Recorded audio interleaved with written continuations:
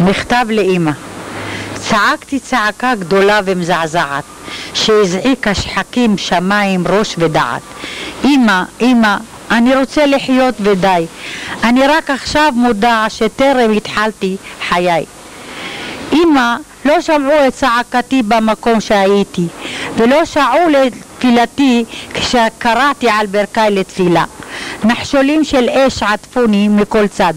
צעקתי, נאנקתי, ולא לבד הייתי, כי 7 חבריי ואני השמיני יחד בלהבות עלינו. כל חיה לשמיע צעקתו ובכיו בצריף החם. ולא היה לאן לפנות ולברוח משם. לא היה מי שיצילנו, רק ריבונו של עולם. נס חנוכה לא חל עלינו ולא קם, ושמן חיינו הצעירים נגמר ונעלם.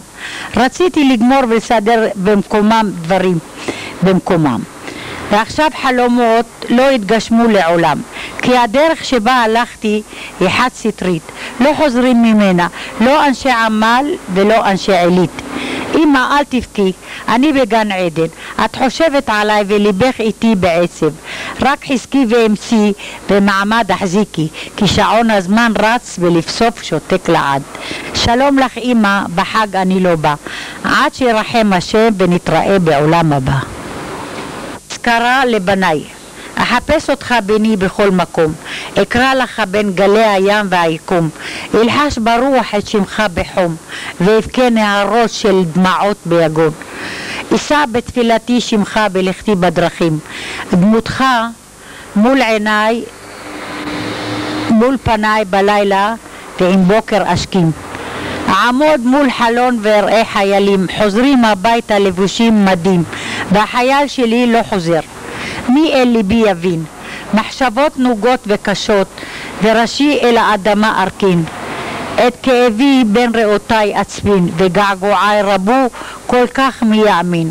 8 חיילים הלכו ביחד, בגופם הדליקו אור בלי פחד. שמחו אויב ששר בשמחה לעד, ולהורים השאירו רק עצבות וכאב. זה היה בחנוכה, חג האור והסביבון, ולנו היה חג חושך ובכי ויגון.